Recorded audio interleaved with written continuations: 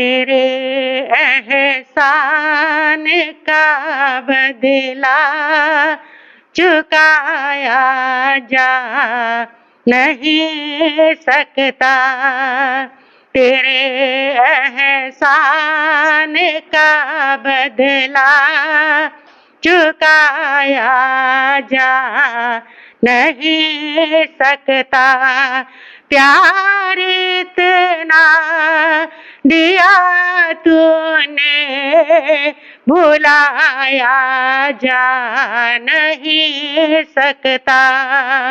तेरे एहसान का बदला चुकाया जा नहीं सकता।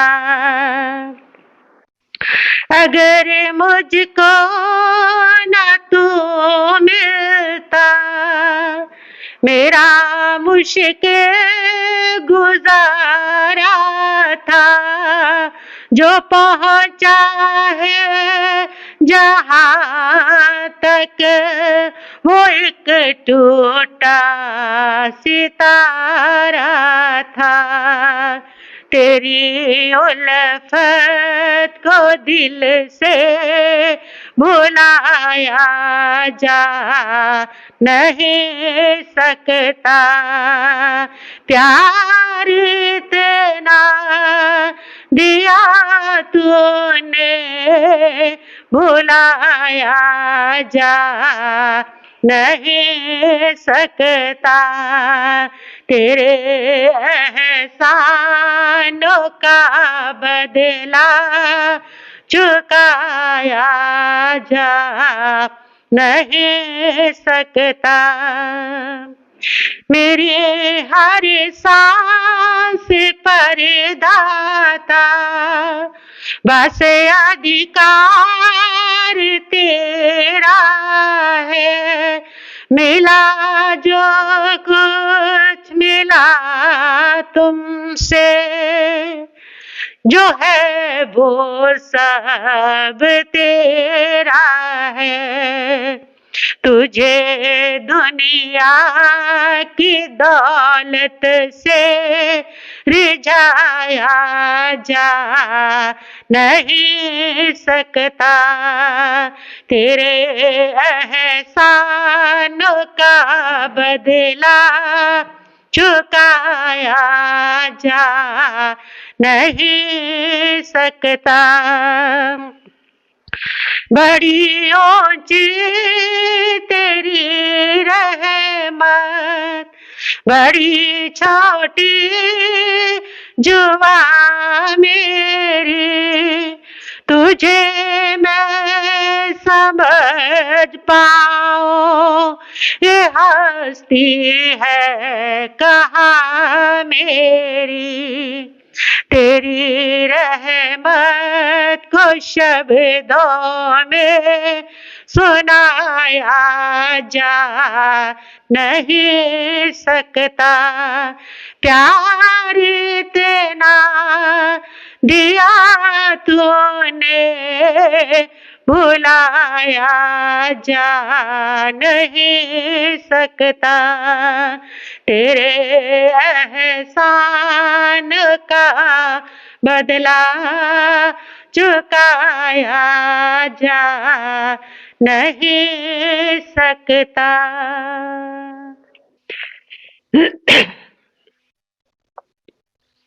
त्रिभुवन पीड़ा हरनहार हो तुमको मेरा नमस्कार। जग के उज्ज्वल अलंकार प्रणाम तुम्हें मेरा हर बार। तीन लोक के नाथ आपके चरणों में जाऊं बलिहार। भवसागर के शोषण हरता तुमको वंदन बारंबार। तप सेवा संयम और शांति से बने स्वयं मुक्ति का द्वार। उत्तम चर्या उत्तम साधना उत्तम था जिनका आचार। निर्मल मन और पावन तान सरल सत्य सहज व्यवहार। ऐसे गुरु ने हेम कमर को मेरा वंदन बारंबार। ऐसे गुरु ने हेम कमर के बोलो सारे जय जय का।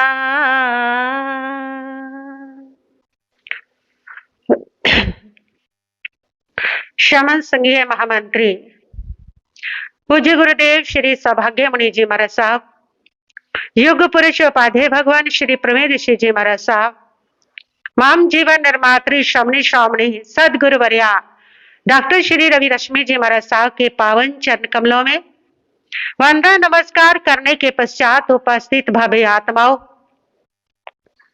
सभी धार्मिक आस्थाओं का ये मुख्य सिद्धांत है कि हर प्राणी में परमात्मा का वास है, ईश्वर का वास है। इसलिए किसी भी प्राणी की सेवा ईश्वर की सेवा मानी गई है। चाहे कोई सिख है, चाहे कोई जैन है, चाहे कोई हिंदू है, चाहे कोई मुस्लिम है, चाहे कोई ईसाई है, सभी अपने अपने धर्म का पालन करते हैं और सभी अपने अपने धर्म को बड़ा भी समझते हैं। लेकिन सत्य तो ये है कि दुनिया में अगर कोई सबसे बड़ा धर्म है तो वो सिर्फ और सिर्फ सेवा धर्म है, दूसरे की सेवा करना।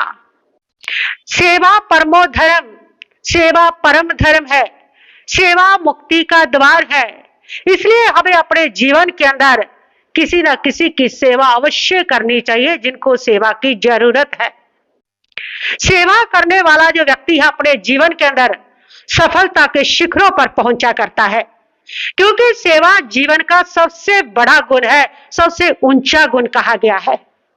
कई बार हम लोग देखते हैं कि बहुत सारे ऐसे प्राणी, बहुत सारे ऐसे दीन दुखी लोग होते हैं जिनको सेवा ना मिलने से, जिनको सहयोग ना मिलने से, जिनको सहायता ना मिलने से जो अकाल मृत्यु को प्राप्त हो जाते हैं, जहां तड़फते रहते हैं, जहां कोई बहुत बड़ा अनर्थ कर देते हैं।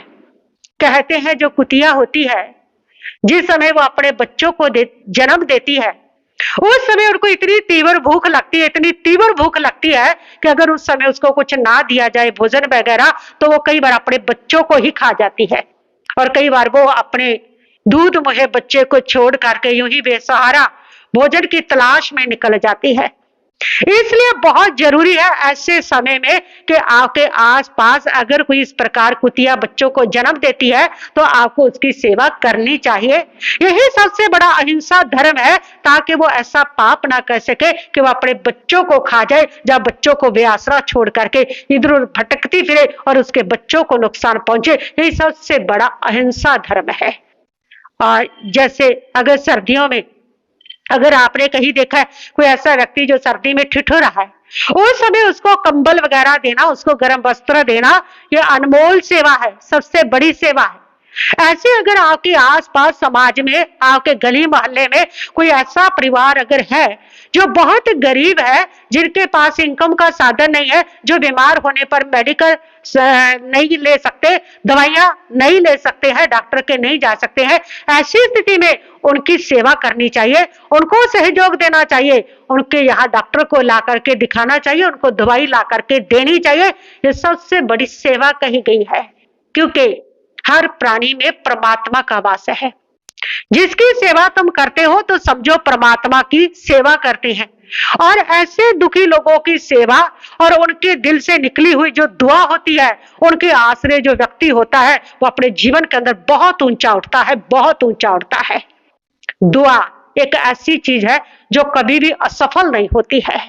कमाई तुम करते हो वो तो खत्म हो सकती है, लेकिन दुआ जो होती है वो कभी खत्म नहीं हुआ करती है। इसलिए अपने जीवन के अंदर आप जहां बाहर की पैसे की धन दौलत की कमाई करते हो, उसके साथ साथ आप लोग दुआएं भी जरूर कमाओ। ये एक ऐसी संपदा है, ये एक ऐसी संपत्ति है जो कभी भी समाप्त नहीं होती, कभी भी खत्म नहीं होती, जो अपना बहुत सुंदर जो फल है वो अवश्य दिया करती है। कहते हैं कि महाभारत के युद्ध के बाद युधिष्ठिर बहुत बड़ा यज्ञ कर रहे थे। बहुत दूर दूर से वहां पर लोग आए हुए थे, बहुत दूर दूर से विद्वान आए हुए थे, ब्राह्मण बुलाए हुए थे। उनको दान दिया जा रहा था, ब्राह्मणों को, पंडितों को, विद्वानों को, और बहुत सगे संबंधी आए हुए थे, राजा लोग आए हुए थे। बहुत बड़े स्तर का यज्ञ था और यज्ञ चल रहा था। यहाँ भोजन हो रहा था पंडितों को, ब्राह्मणों को। वहां पर एक नेवला आया और नेवला आकर के लोटनियां पोटनियां लगाने लगा। जब वो लोटनियां लगा रहा था तो युधिष्ठिर ने देखा कि उस नेवले का आधा जो शरीर था वो सोने का था और आधा जो शरीर था वो सामान्य था।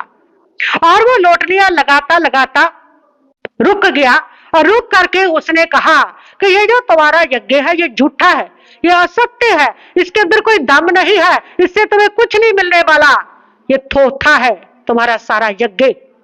एकदम सब स्तब्ध हो गए। सब लोगों ने उनकी आवाज को सुना और सुन करके उन्होंने पूछा कि वो कैसे। उस नेवले ने बताया कि यहां से थोड़ी दूरी पर एक गरीब ब्राह्मण रहता है। उसके परिवार के अंदर वो पति है, पत्नी है, 2 बच्चे हैं। इतना गरीब है तो मुश्किल से एक समय का भोजन खा पाता है। और अचानक वहां पर अकाल पड़ गया और एक दिन उसको भोजन नसीब नहीं हुआ। एक दिन क्या, 4 दिन हो गए उन लोगों को भोजन नहीं मिला और चारों प्राणी भूखे हैं। और 4 दिन के बाद पंडित को बड़ी मुश्किल से थोड़ा अनाज मिला, वो घर लेके आया। पत्नी ने उस अनाज को पीसा और उसने 4 रोटियां बनाई। 4 ही रोटियां बनी, बस इतना ही अनाज था। 4 दिन के भूखे हैं, खाने ही लगे थे। उस नेवले ने बताया कि मैंने देखा इतने में एक और व्यक्ति जो बहुत भूखा था, जो भिखारी था, वो दौड़ा दौड़ा आया और जैसी वो रोटी लेके बैठे तो उसने आकर के कहा कि देखिए मैं बहुत ज्यादा भूखा हूं, 8 दिन हो गए मैंने कुछ भी नहीं खाया, मेरे प्राण निकलने को है, मुझे कुछ खाने को दे दो। उनको दे आई। जो वो ब्राह्मण था उसने अपना एक जो रोटी थी उसको दे दी कि कोई बात नहीं, मुझे तो 4 दिन ही हुए हैं, तुम्हें 8 दिन हो गए, तुम्हारी जान जाने का खतरा है। और उसने रोटी खाई और कहा कि मुझे अभी भी भूख लगी है। ब्राह्मणी ने भी अपना फुल्का दे दिया, फिर भी उसने कहा कि नहीं मुझे अभी भी भूख लगी है। और फिर आकर दोनों बच्चों ने भी उसको अपनी रोटी दे दी और चारों रोटी खा करके वो भिखारी उनको दुआ देता हुआ वहां से चल पड़ा। उस नेवले ने कहा कि वहां पर जब उसने रोटी खाई तो रोटी के थोड़े कण गिर गए थे और उस कण के अंदर आकर के मैंने उनको उठाना जब चाहा तो मैं उसके अंदर एक बार पलट गया, गिर गया। जब मैं गिरा तो मेरा जो हिस्सा वो रोटी के कणों पर लगा वो सारा हिस्सा मेरा सोने का बन गया।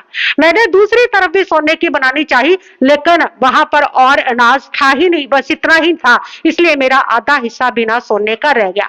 मेरे मन के अंदर एक तमन्ना जागृत होगी, एक इच्छा जागृत होगी कि मैं पूरा सोने का बन जाऊं तो बहुत सुंदर लगेगा। मैं बहुत दूर दूर तक यहाँ यज्ञ होता था, यहाँ कोई धार्मिक अनुष्ठान होते थे, यहाँ दान पुण्य होता था, मैं वहां पर जाता था। यहाँ कोई सेवा धर्म चलता था, वहां पर जाता था और जा करके मैं वहां पर अपने आप को सोने का बनाने के लिए लोटनी लगाता, लेकिन नहीं हुआ। अब मुझे पता चला कि युधिष्ठिर महाराज बहुत बड़ा यज्ञ कर रहा है और मुझे पक्का विश्वास था कि युधिष्ठिर महाराज के यज्ञ में तो मैं सोने का पूरा हो ही जाऊंगा। तो युधिष्ठिर महाराज यहाँ पर आपका भोजन चला था, यहाँ आपने दान दिया था, उस भोजन पर मैंने इतनी बार लोटनियां लगाई लेकिन मेरा जो शरीर सोने का नहीं हुआ, इसलिए मैं समझ गया कि तुम्हारा ये जो यज्ञ है ये थोथा है, तुम्हारा ये जो यज्ञ है ये झूठा है, इससे कुछ नहीं मिलने वाला। सच्चा यज्ञ वह था जिससे मैं स्वर्ण का बन गया। युधिष्ठिर ने सुना तो सुन करके युधिष्ठिर समझ गए, बिल्कुल सही कहा है तुमने। सच्चा यज्ञ अगर कोई है तो वह प्राणी की सेवा है, सच्चा यज्ञ अगर कोई है तो वह दूसरे की सेवा है। यही सबसे बड़ा धर्म है, यही सबसे बड़ा तप है और यही सबसे बड़ी सेवा धर्म जो है यही सबसे बड़ा पुण्य है। 1000 लोगों को भोजन कराने से भी उतना पुण्य नहीं मिलता जितना पुण्य किसी दुखी की सेवा करने से व्यक्ति को मिल जाया करता है। जब हम दूसरे की सेवा करते हैं तो हम अपना ही दर्द मिटाते हैं, अपनी ही तकलीफ मिटाते हैं। आपने कभी महसूस किया होगा कि जब आपने किसी को सेवा की, जैसे आप कोई बहुत दुखी है उसका इलाज करवा दिया, उसको उठा करके उसको साता पहुंचाई, उसको ठीक किया, तो उस दिन आपको बड़ी खुशी मिलती है कि मैंने उसको ठीक कर दिया और वो बेचारा ठीक हो गया। चाहे कोई कुत्ता है, चाहे कोई जीव है, चाहे कोई जानवर है, चाहे कोई इंसान है, आपने उसको रास्ते में भोजन करा दिया, कपड़े दे दिए, कुछ भी किया तो आपको बड़ी प्रसन्नता मिलती है। ये क्या है? ये वही चीज है कि जब हम दूसरे की सेवा करते हैं तो हम अपना दर्द मिटाते हैं, उससे हमारा अपना दर्द मिटता है। सेवा करने से कर्मों की निर्जरा होती है, जो जैन शासन कहता है। क्या है कर्मों की निर्जरा? सेवा करने से जो आपके कर्म है वे खत्म होने शुरू हो जाते हैं, बिना भुगते ही उसको कर्म की निर्जरा कहा गया है।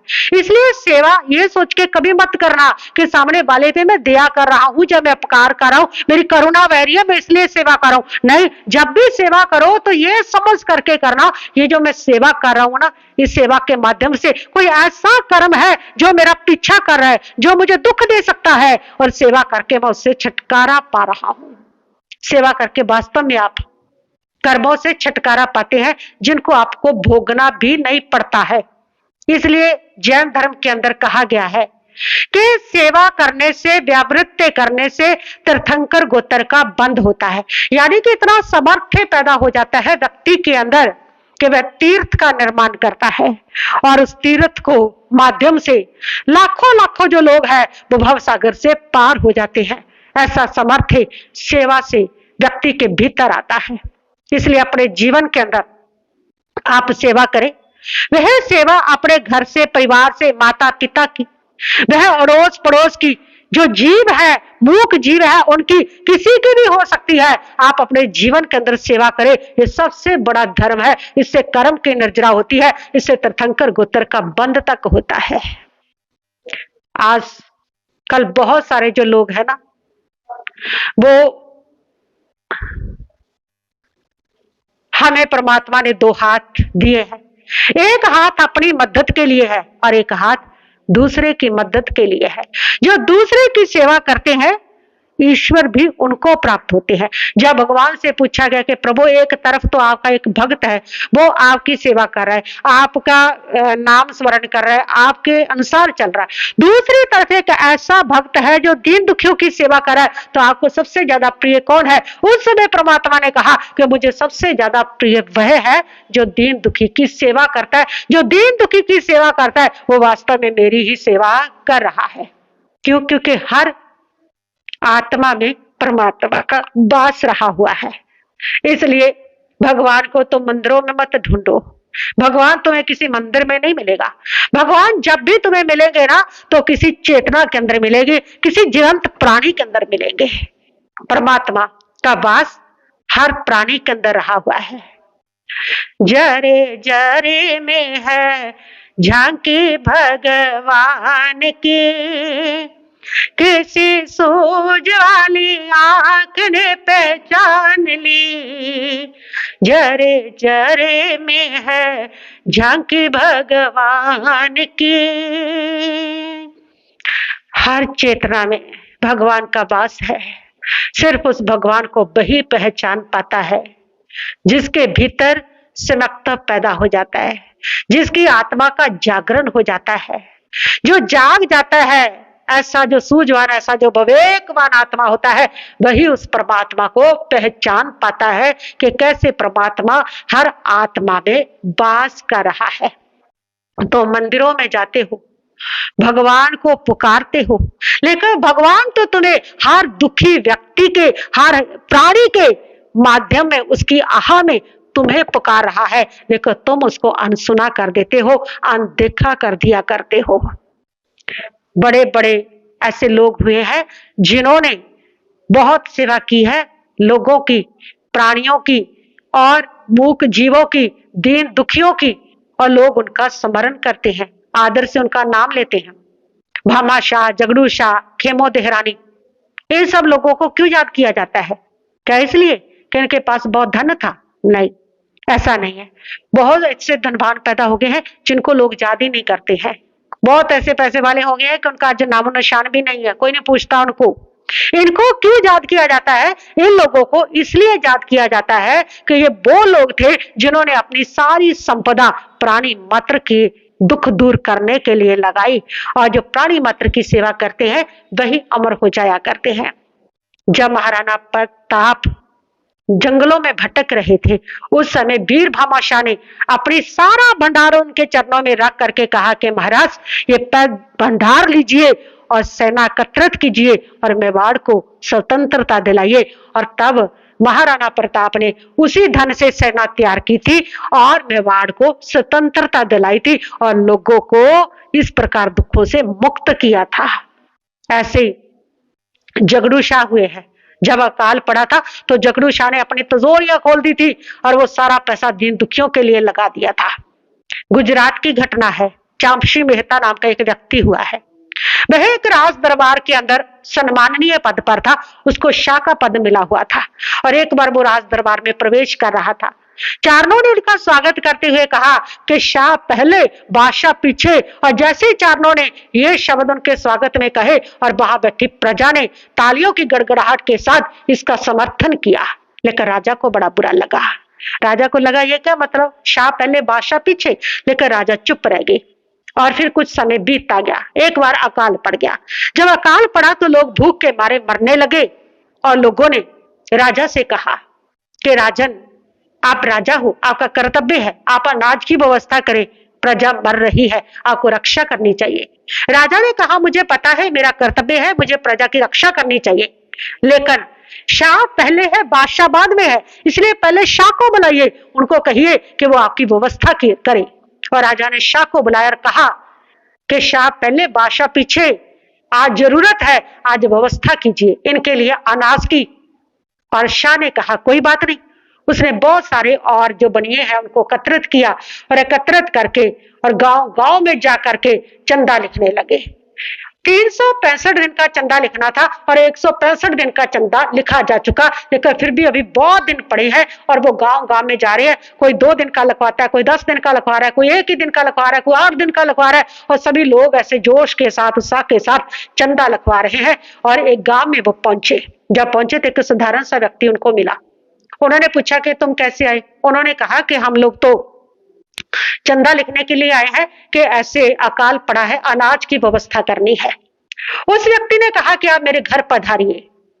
मेहता साहब जो है उन्होंने वहां जाना उचित नहीं समझा, क्योंकि उनको लगा कि साधारण सा व्यक्ति है, टाइम वेस्ट करना है, कुछ मिलना तो वहां से है नहीं, इससे तो कहीं और आप अपना जोर लगाएं। उन्होंने मना किया, लेकिन वो व्यक्ति बहुत पीछे पड़ गया कि नहीं मेरे घर चलो। उन्होंने चलो जा आते हैं, चले गए। जब वो गए तो सामने उसके घर पहुंचे तो उस झोपड़े को देख करके वो बिल्कुल निराशा में हो गए कि यहाँ से तो कुछ मिलने का सवाल ही नहीं है। उस व्यक्ति ने उनको भोजन कराया और भोजन कराने के बाद जब वो जाने लगे तो उन्होंने कहा ठहरिए, मुझे आपको चंदा लिखवाना है। ये कह करके वो अपने पिता के पास कमरे में गए और जाकर के कहा कि पिताजी, अनाज की व्यवस्था हो रही है, जो अकाल में भूखे मर रहे हैं लोग उनके लिए, और मुझे चंदा लिखवाना है। पिता ने कहा कि बेटा ये तो तेरा बहुत बड़ा सौभाग्य है, तुम्हें भगवान की सेवा का अवसर मिल रहा है, दिल खोल करके सेवा कर ले, दीन दुखियों का दर्द दूर कर दे, तकलीफ दूर कर दे बेटा। वो दीन दुखी का दर्द दूर नहीं है, वो भगवान की तकलीफ दूर होएगी, इसलिए तुम उनका आशीर्वाद ले लो, कर लो जो करना है। और वे आता है और आकर के उन्होंने मैं शाह जी से कहा, मेहता से, कि आपके पास कितने दिन का लिखा हुआ है? उन्होंने कहा 165 दिन लिखा है। उन्होंने कहा इसको फाड़ दो, इस कागज को फाड़ दो। वो देखते रह गए। उसने कहा ये क्या? उन्होंने कहा कि देखिए आप 365 दिन का मेरी ओर से लिख लीजिए। और ये कह करके और पैसों का जो थब्बा है वो उनके हाथों में थमा दिया कि 365 दिन का मेरी तरफ से हर कागज को फाड़ दिया। ये वो व्यक्ति था जिसका नाम है खेमो देहरानी, जिसकी दानवीरता की कहानियां कही जाती है। सिंपल लिविंग, हाई थिंकिंग, खुद का जीवन बड़ा साधारण, खुद का घर बड़ा साधारण, लेकिन अपनी सारी संपदा जो है उन्होंने प्राणी मात्र की सेवा के लिए दी, आज लिए, इसीलिए वो आज अमर है, इसीलिए लोग आज उनको याद करते हैं। वास्तव में उसने प्राणी मात्र की सेवा करके भगवान की सेवा की। इसलिए अगर आपके आसपास कोई भी दुखी है, आप सेवा से ना कतराएं। अपने घर में भी जो आपके माता पिता है, बड़े है, बुजुर्ग है, कोई बीमार है, उसकी सेवा से कभी ना कतराएं, क्योंकि सेवा जो है उनकी वो परमात्मा की सेवा है। हर आत्मा में परमात्मा का वास रहा हुआ है। हो गया डिस्टर्ब